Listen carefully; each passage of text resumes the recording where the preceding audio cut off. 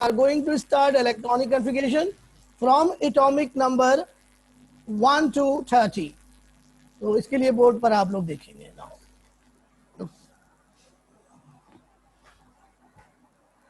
तो सबसे पहले बच्चों इलेक्ट्रॉनिक कन्फिगरेशन आपको लिख के दिखाऊंगा। हाइड्रोजन की electronic configuration Z is equal to 1 electrons. इसकी इलेक्ट्रॉनिक कन्फिगरेशन है 1s1।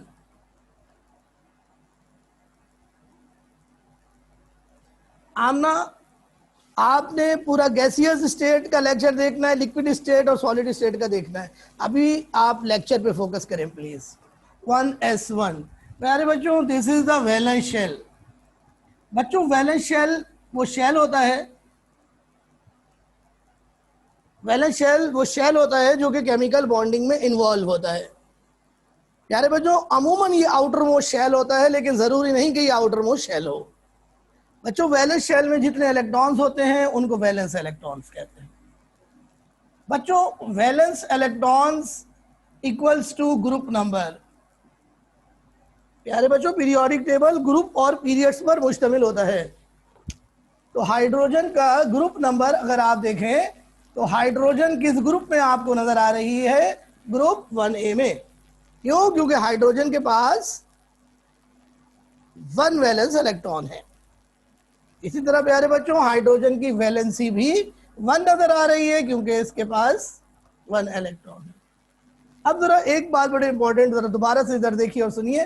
देखिए हाइड्रोजन के पास 1 वैलेंस इलेक्ट्रॉन है। अब हाइड्रोजन अपने वैलेंस शेल, हाइड्रोजन किस तरीके से बॉन्डिंग में हिस्सा लेता है? देखिए हाइड्रोजन या तो अपना ये वैलेंस इलेक्ट्रॉन लूज कर देता है, तो हाइड्रोजन की EC बन जाती है 1s1 और हाइड्रोजन कन्वर्ट हो जाता है H पॉजिटिव में। इस वक्त hydrogen positive +1 oxidation number show करता है।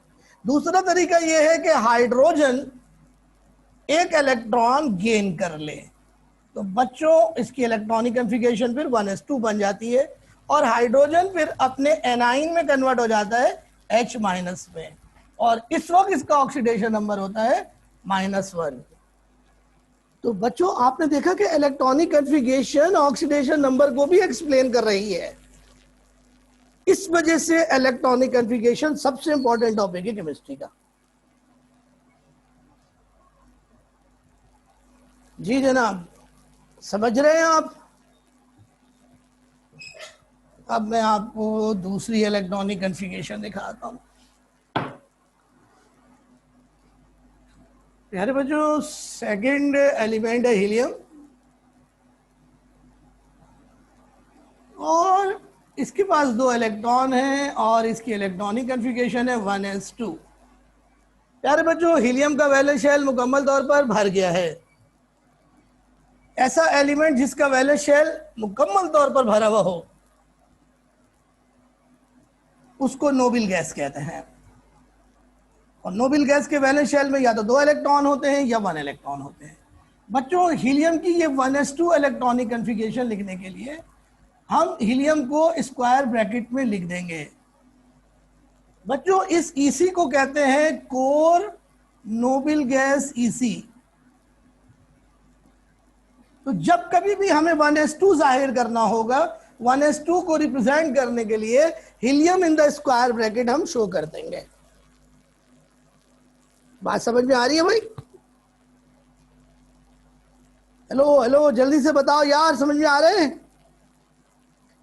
अब ये बताओ हीलियम के पास कितने अनपेयर्ड इलेक्ट्रॉन हैं? हीलियम के पास कितने अनपेयर्ड इलेक्ट्रॉन है? तो गौर से देखो, हीलियम के पास एक भी अनपेयर्ड इलेक्ट्रॉन नहीं है। इसके पास 0 अनपेयर्ड इलेक्ट्रॉन है।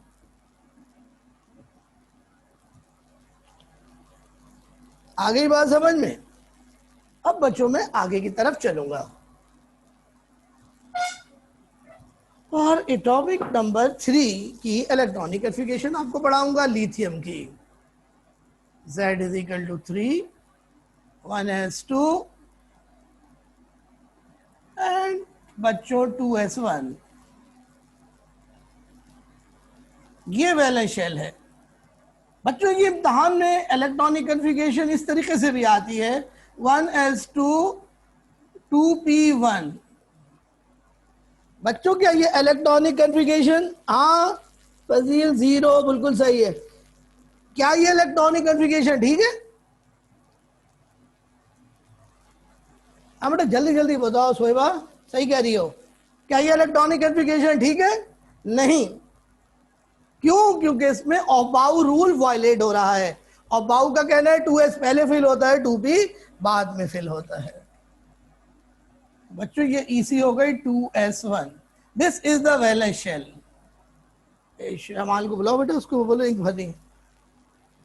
अब जरा बच्चों गौर से देखें, हाइड्रोजन की ईसी 1s थी और लिथियम की ईसी 2s1 है, दोनों की ईसी वैलेंस शेल में सेम है।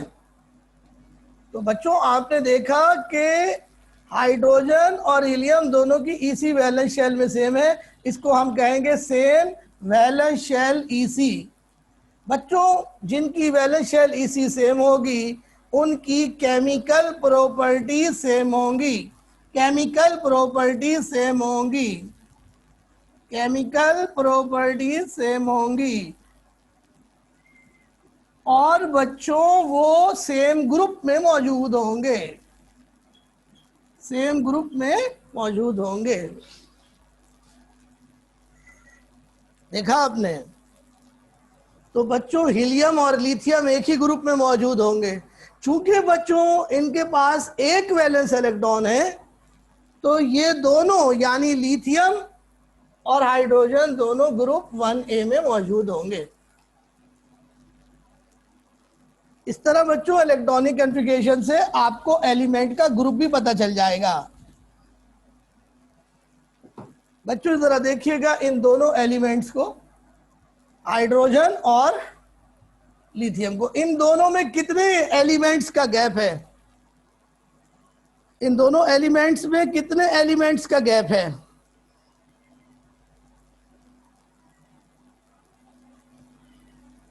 तो हाइड्रोजन और लिथियम में देखिए 2 का गैप है, हाइड्रोजन और हीलियम। तो कितने एलिमेंट्स का गैप है? 2 का। तो बच्चों पीरियोडिक टेबल में एलिमेंट्स अपनी valence shell electronic configuration repeat करते हैं।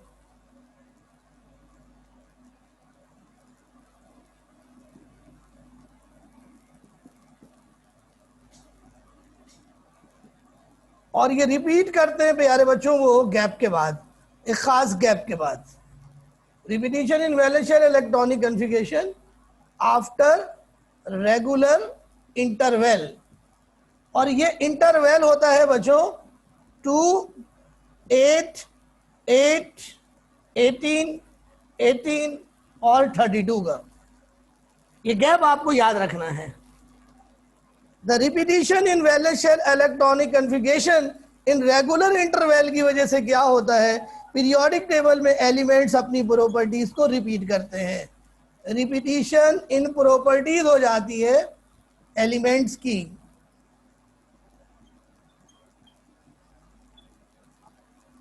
After regular gap, and this repetition is called periodicity. तो प्यारे बच्चों हमारा जो पीरियोडिक टेबल है is based on periodicity. Mohiuddin वैसे तो हीलियम का ग्रुप 2a होना चाहिए, लेकिन हीलियम 8a में रखी गई है क्योंकि उसमें तमाम एलिमेंट्स वो हैं जिनका वैलेंस शेल भरा हुआ है। तो पीरियोडिसिटी सेकंड ईयर का पहला चैप्टर है। चलें जी, मैं अब इसको मिटा रहा हूं और अब मैं आगे की तरफ जा रहा हूं। So periodic table is based on periodicity. और अब बच्चों मैं नेक्स्ट एलिमेंट की तरफ आ रहा हूं और अब मैं रुकूंगा नहीं, अब मैं डायरेक्ट चलूंगा जल्दी जल्दी। ये मैं आपको पिछली क्लास में भी सब कुछ बता चुका हूं। Atomic number 4, 1s2 2s2, this is the valence shell. 5 atomic number. Boron आपको याद होगा यहीं पे हमारा लेक्चर खत्म हुआ था पिछला। 1s2 2s2 2px1। बच्चों जब भी p ऑर्बिटल आखिर में हो उसको ब्रेक करके लिखिए, और जो ऑर्बिटल खाली हो उनमें 0 0 लिख दीजिए।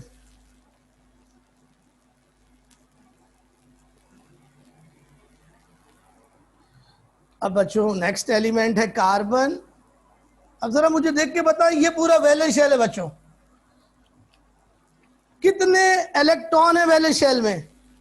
3। तो इसका ग्रुप क्या बना? 3a।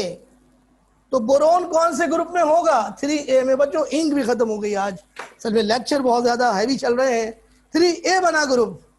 ये बताओ इसके पास कितने अनपेयर्ड इलेक्ट्रॉन है? How many unpaired electron boron has in the valence shell? 1। तो इसकी वैलेंसी क्या बनी? वैलेंसी क्या बनी? बोरोन की वैलेंसी क्या बनी? जल्दी बताओ। Valency of boron seems to be 1, but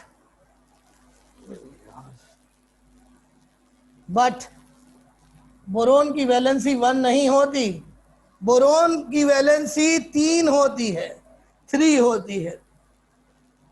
तो बच्चों हुंड्स रूल तो गलत हो गया। हुंड्स रूल का कहना था कि अनपेयर्ड इलेक्ट्रॉन वैलेंसी के बराबर होते हैं। प्यारे बच्चों हुंड्स ये बात एक्सप्लेन करेगा in the topic called hybridisation, in the topic called hybridisation, chapter number 4 chemical bonding में।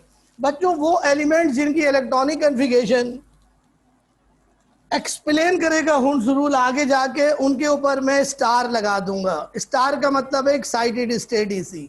नाउ कार्बन की ईसी देखो बच्चों, 1s2 2s2 2px2, this is the valence shell. क्या ये इलेक्ट्रॉनिक कन्फिगरेशन ठीक है? क्या ये इलेक्ट्रॉनिक कन्फिगरेशन ठीक है कार्बन की? नहीं, ये गलत है, क्योंकि इसमें हुंड्स रूल ब्रेक हो रहा है। मैंने पेयर बना दिया, जबकि पेयर बनाना अलाउ नहीं है जब तक के तमाम डीजेनरेट ऑर्बिटल्स में एक एक इलेक्ट्रॉन ना हो जाए।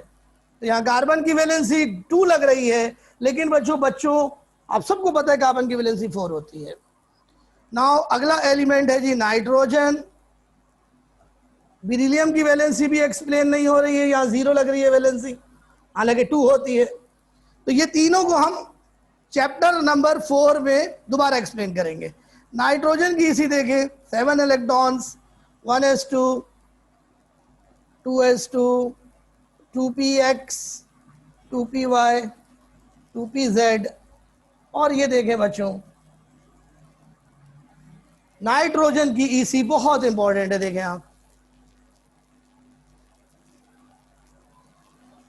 आप देखें कि तमाम पी ऑर्बिटल्स जो हैं वो हाफ फिल्ड हो गए हैं, और ये हाफ फिल्ड ऑर्बिटल्स जो होते हैं स्टेबल होते हैं।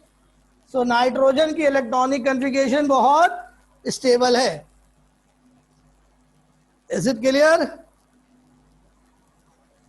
और बच्चों ये मैं मिटा रहा हूं, और अब मैं जा रहा हूं एटॉमिक नंबर 8 के ऊपर।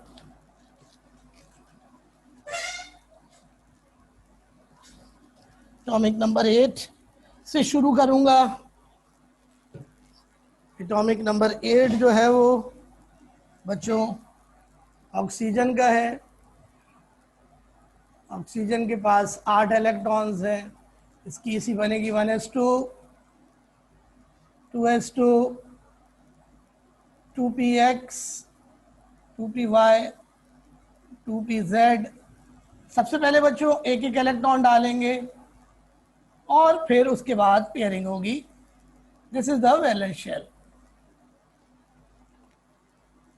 2s1 2px2 2py1 2pz1।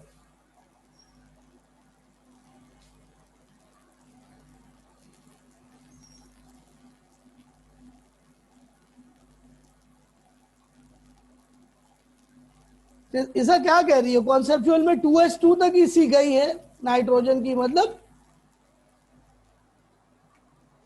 Fluorine की इसी देखिए जी, Z = 9 1s2 2s2 2px 2py 2pz। बच्चों जब भी p ऑर्बिटल में इलेक्ट्रॉन डालेंगे एक एक करके डालेंगे, 1 1 1, ये 7 हो गए, हमें 9 करने हैं, 8 और ये 9। सो कितने अनपेयर्ड इलेक्ट्रॉन नजर आ रहे हैं आपको फ्लोरीन के पास? 1। तो फ्लोरीन की वैलेंसी क्या होगी? 1। और बच्चों फिर आइए 10 एटॉमिक नंबर नियॉन, 10 इलेक्ट्रॉन, और आप देखिए इसी क्या बनी, 1s2 2s2 2px 2py 2pz 1 1 1। पहले सब में एक एक डालेंगे फिर पेयर बनाएंगे, और p ऑर्बिटल देखें बच्चों मुकम्मल तौर पर भर गया। तो हम इसको इस तरीके से भी लिख सकते हैं, 1s2 2s2 2p6। और बच्चों इस पूरी इलेक्ट्रॉनिक कन्फिगरेशन को लिखने के लिए हम स्क्वायर ब्रैकेट में नियॉन लिख देंगे, इसको कहेंगे कोर नोबल गैस EC। तो ये बच्चों एटॉमिक नंबर 10 तक हो गई। अब बच्चों मैं 11 से लेकर 20 तक जो है वो इलेक्ट्रॉनिक कन्फिगरेशन आपको दे रहा हूं। एक दफा फिर आप इसको होमवर्क में देखें, मैं आपको करा रहा हूं एटॉमिक नंबर 21 से। बच्चों 21 एटॉमिक नंबर स्कैंडियम का है। बच्चों स्कैंडियम के पास 21 इलेक्ट्रॉन हैं। अब इसकी EC आप देखिए, सबसे पहले बच्चों 1s में इलेक्ट्रॉन जाएगा, 1s2 2s2 2p6 3s2 3p6। और अब बच्चों पहली दफा आप देखिएगा इलेक्ट्रॉन 3p के बाद 4s में जाता है, लेकिन हम 4s में नहीं डालेंगे, 21 में हम क्या करेंगे, यहां पर देखिएगा थोड़ा सा गैप देंगे, 4s को सबसे आखिर में लिखेंगे। 4s में 2 इलेक्ट्रॉन हमने डाल दिए, तो ये 18 और 2 20 इलेक्ट्रॉन हो गए। एक इलेक्ट्रॉन कम है, वो 3d में जाएगा, d पहले लिखेंगे।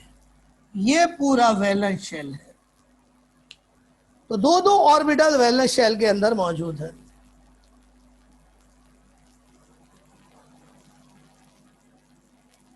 बेटा कॉपी का टाइम दूंगा तो टाइम ही नहीं बचेगा बेटा, you have very little time.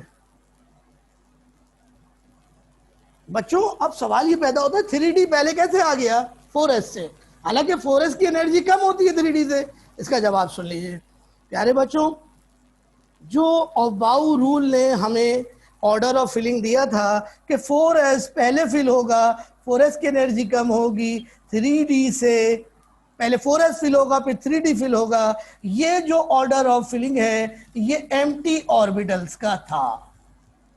लेकिन बच्चों जब ऑर्बिटल्स में इलेक्ट्रॉन आ जाता है तो ऑर्डर ऑफ फिलिंग चेंज हो जाता है। तो बच्चों d ऑर्बिटल बड़े साइज का होता है, इसकी शक्ल डबल डम्बेल होती है।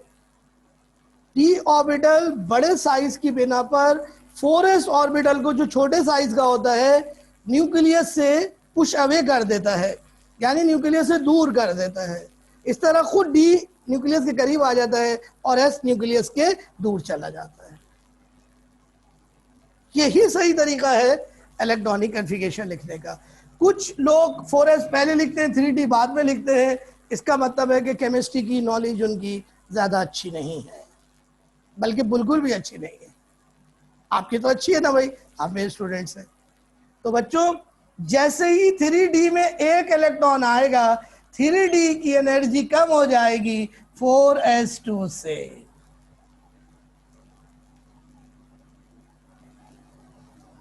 देखा आपने? बच्चे तंग नहीं करो बच्चों। आप हमारा छोटा सा किटन देख लीजिए, हमारा छोटा सा प्यारा सा नजर आ रहा है, ये हमें बहुत तंग करता है। जाओ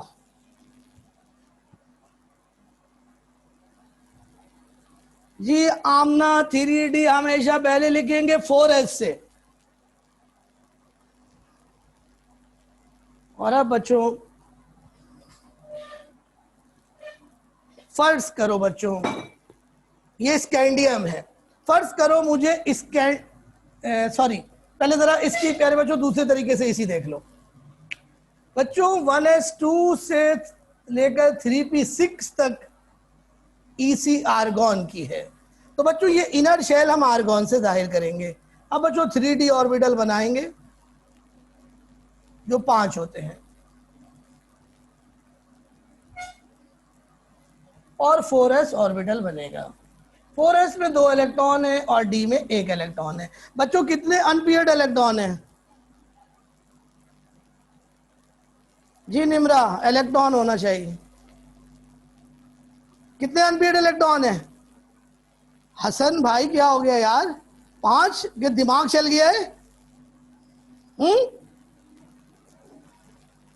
ओके,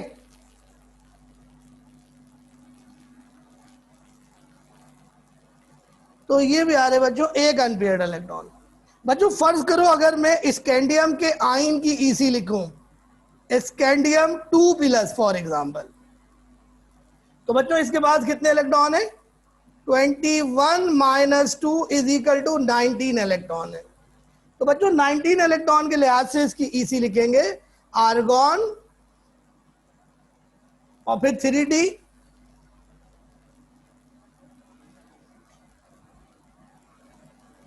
बच्चों ये एलिमेंट जिनका वैलेंस शेल डी में होता है उनको डी ब्लॉक एलिमेंट्स कहते हैं। अब बच्चों ये बताइए कि ये मैंने एटम ही की ईसी लिख दी ऐसे आपके सामने, अभी 19 इलेक्ट्रॉन है, 2 इलेक्ट्रॉन निकले, तो इलेक्ट्रॉन किससे निकलेंगे? 4s से या 3d से?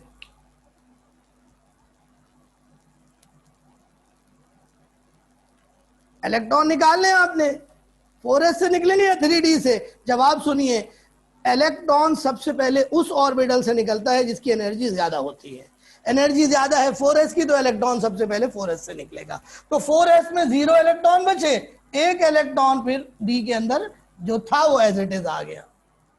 ये है बच्चों डी ब्लॉक एलिमेंट्स के कैटाइंस की ईसी लिखने का तरीका। बच्चों डी ब्लॉक एलिमेंट्स को ट्रांजिशन एलिमेंट्स भी कहते हैं। तो कितने इलेक्ट्रॉन है स्कैंडियम के आयन के पास? 1 अनपेयर्ड इलेक्ट्रॉन है स्कैंडियम पे। मुझे ये समझाने के लिए बताया है, आप लिखें या ना लिखें आपकी मर्जी है। तो ये मैं मिटा रहा हूं बच्चों, और अब बच्चों मैं आपको कुछ होमवर्क दे रहा हूं, नोट कीजिए। एटॉमिक नंबर 22 से लेकर 30 तक आपने घर में प्रैक्टिस करनी है, लेकिन आप एटॉमिक नंबर 24 को छोड़ देंगे और 29 को छोड़ देंगे, जो मैं अभी आपको बोर्ड पे करा रहा हूं। तो आप बोर्ड पर देखिए,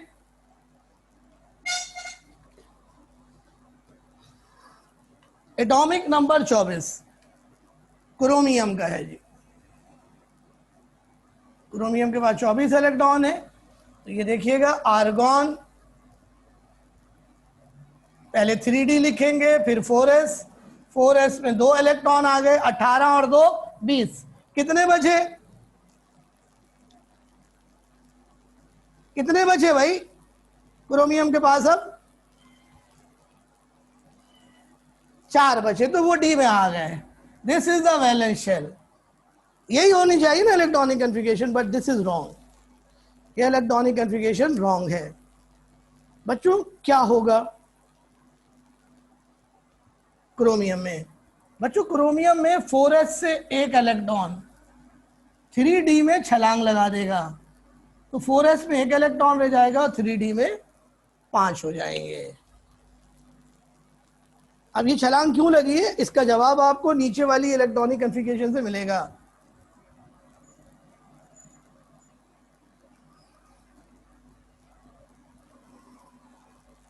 ये बच्चों 3d को मैं सर्कल से जाहिर कर रहा हूं। ये 4s में 2 इलेक्ट्रॉन है बच्चों और 3d में 4 है जी। एक एक एक एक, ये डीजेनरेट ऑर्बिटल से एक एक इलेक्ट्रॉन अलग अलग होंगे, जोड़ा नहीं बनेगा जब तक 5 ना हो जाए। अब ये क्या हो रहा है कि 4s से 1 इलेक्ट्रॉन यहां छलांग लगा रहा है, तो ये लाल वाला इलेक्ट्रॉन यहां आ जाएगा। सवाल ये पैदा होता है कि फायदा क्या हुआ इससे? फायदा देखिए क्या हुआ प्यारे बच्चों, ये 3d ऑर्बिटल जो है ये तमाम हाफ फील्ड हो गए। और हाफ फील्ड ऑर्बिटल्स क्या होते हैं? स्टेबल होते हैं। जबकि बच्चों 4s जो पहले फुली फील्ड था, स्टेबल था, अब हाफ फील्ड हो गया। इस तरह पहले भी स्टेबल था और अभी भी स्टेबल है। तमाम का तमाम वैलेंस शेल, ये पूरा वैलेंस शेल है प्यारे बच्चों, बिल्कुल एक जैसा हो गया। सबके पास एक एक इलेक्ट्रॉन आ गए। It produce symmetry, it produce uniformity, and uniformity is always stable. ये हमारी सोसाइटी आप देखें वो स्टेबल नहीं है, because there is no symmetry. किसी के पास अरबों रुपए, किसी के पास झोपड़ी भी नहीं है। तो अगर यूनिफॉर्मिटी आ जाएगी सोसाइटी में, सोसाइटी भी क्या होगी? स्टेबल हो जाएगी। और सोसाइटी सिर्फ एक ही सूरत में स्टेबल हो सकती है, इफ हम सोशलिज्म इख्तियार करें, हम कम्युनिज्म की तरफ जाएं। अदरवाइज मसावात करें, कम्युनिज्म या सोशलिज्म।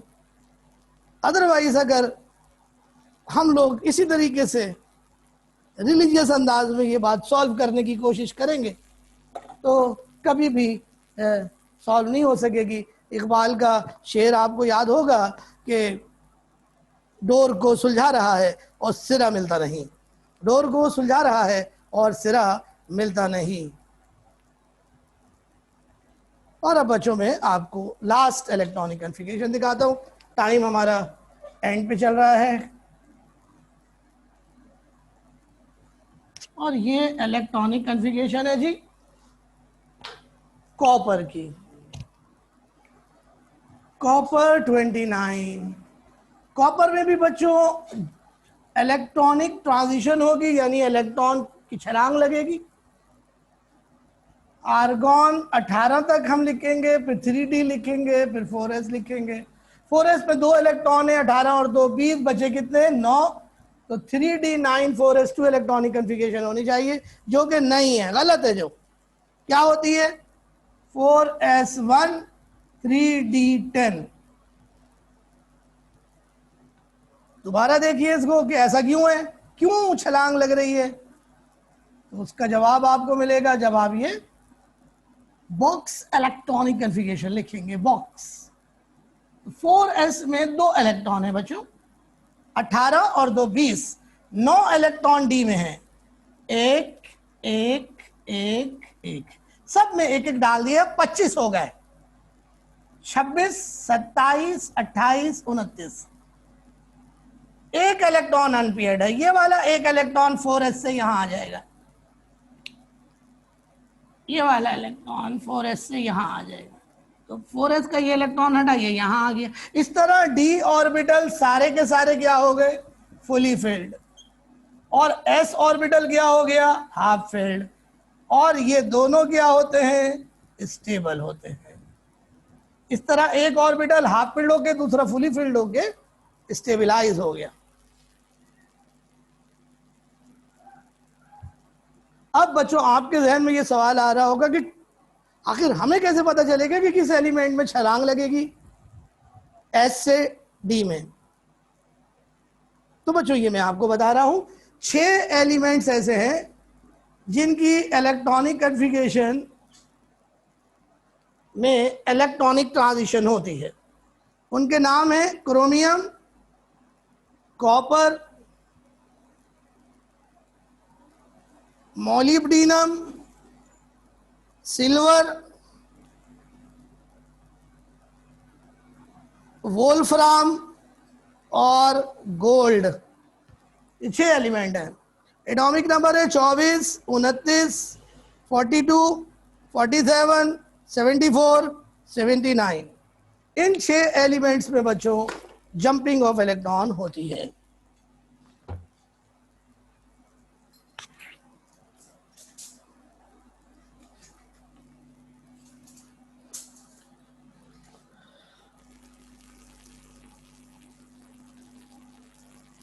नहीं बेटा मोहिउद्दीन, तो इलेक्ट्रॉन की छलांग लगती है इन 6 एलिमेंट्स में। तो बच्चों समझ में आ गया आप लोगों को? कोई बात अगर समझ में नहीं आ रही तो आप पूछ ले। कल केमिकल बॉन्डिंग स्टार्ट करेंगे जी, सही है?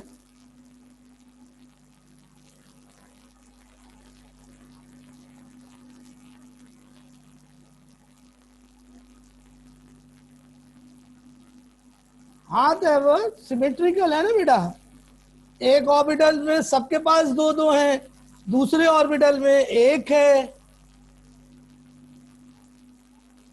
अब वैलेंसी कॉपर की 1 होनी चाहिए अगर एस से इलेक्ट्रॉन निकलेगा, और अगर डी से भी एक इलेक्ट्रॉन निकले तो 2 वैलेंसी होगी।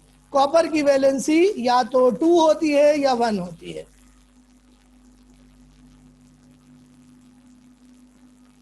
बहुत ज्यादा इलेक्ट्रॉन आप नहीं निकाल सकते उन ऑर्बिटल से जो या तो हाफ फील्ड हो या फुली फील्ड हो, because they are stable and very high amount of energy is required to remove the electron from that orbital.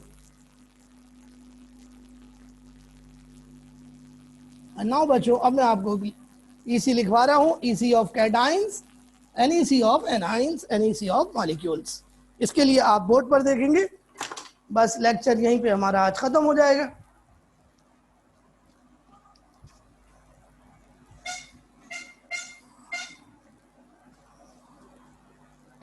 देखिए जी, EC of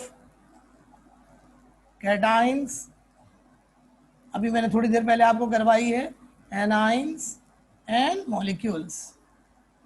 सबसे पहले मैं आपको EC करवाता हूं फेरिक की। इसका नाम है फेरिक, 26 एटॉमिक नंबर है। तो इलेक्ट्रॉन्स फेरिक के पास एटॉमिक नंबर माइनस चार्ज करके आएंगे। 23 इलेक्ट्रॉन्स हैं फेरिक के पास। तो बच्चों, इसका इलेक्ट्रॉनिक कॉन्फ़िगरेशन बनेगी आर्गॉन 3d4s 4s2 3d6। ये आयरन की इलेक्ट्रॉनिक कॉन्फ़िगरेशन है, ये आयन की नहीं है। तो अभी मैं आपको इसकी पूरी लिख के दिखाता हूं, लेकिन पहले मैं यहां बॉक्स बना दूं। असल में बॉक्स मेथड ही सबसे बेस्ट मेथड है, जिससे इलेक्ट्रॉनिक कॉन्फ़िगरेशन कभी गलत नहीं होगी। तो 4s में 2 इलेक्ट्रॉन है। सबसे पहले इलेक्ट्रॉन 4s से निकलते हैं। तो 4s से 2 इलेक्ट्रॉन निकले तो 0 बचा। अब हमें 3 इलेक्ट्रॉन निकालने हैं, एक इलेक्ट्रॉन डी से निकलेगा। तो 4s में 0 हो गया, 3d में 5 हो गया। तो अब 3d में 5 हम पुट करेंगे, 1 1 1 1 1। कितने अनपेयर्ड इलेक्ट्रॉन हो गए?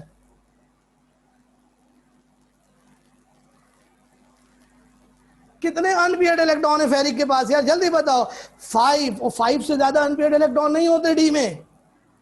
तो ferric ion is stable because of half field orbitals. और अब बच्चों, एनाइन की EC देखिए, एनाइन।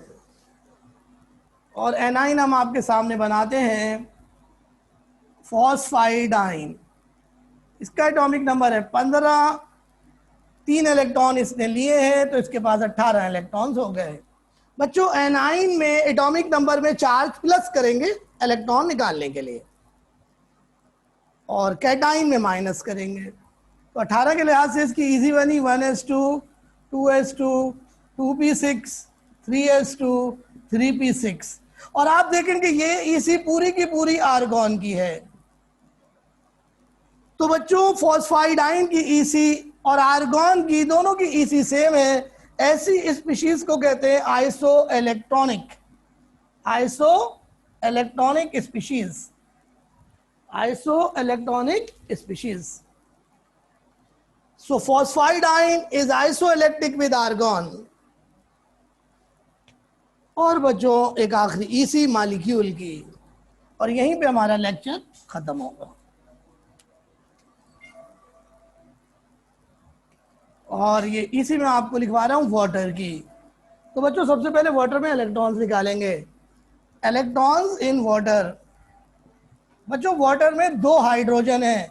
एक हाइड्रोजन का एटॉमिक नंबर 1 है, ऑक्सीजन का एटॉमिक नंबर 8 है। 2 1 2, 8 + 2, टोटल 10 इलेक्ट्रॉन्स।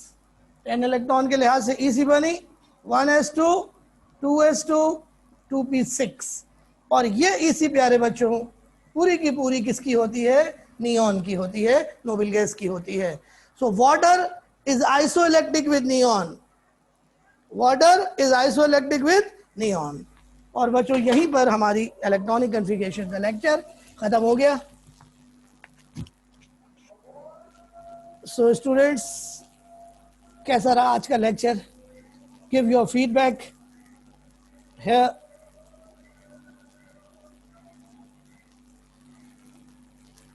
नहीं शौहरत ऐसे नहीं लिख सकते, फिर तो कुछ भी नहीं लिखना पड़ेगा, तो बहुत आसान हो जाएगा. यस, व्हाट डू यू से स्टूडेंट, कैसा रहा आज का लेक्चर? निम्रा साहिबा, एटॉमिक स्ट्रक्चर का पार्ट 3 याद कर लें कंप्लीट.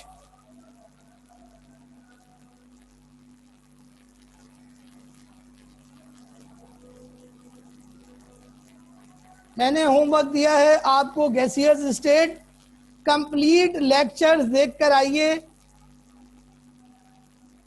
फेसबुक से. और आपका जो टेस्ट है केमिस्ट्री का वो सैटरडे को होगा, एटॉमिक स्ट्रक्चर. ओके, हो सकता है यही आपका आखिरी टेस्ट हो और उसके बाद आपका फाइनल पेपर. बेटा लिंक सेंड नहीं करूंगा, खुद ढूंढना पड़ेगा तैयबा आपको. ओके स्टूडेंट्स, क्लास खत्म हो रही है, टाइम खत्म हो रहा है. कल मुलाकात होगी केमिकल बॉन्डिंग के लेक्चर के साथ. अल्लाह हाफिज.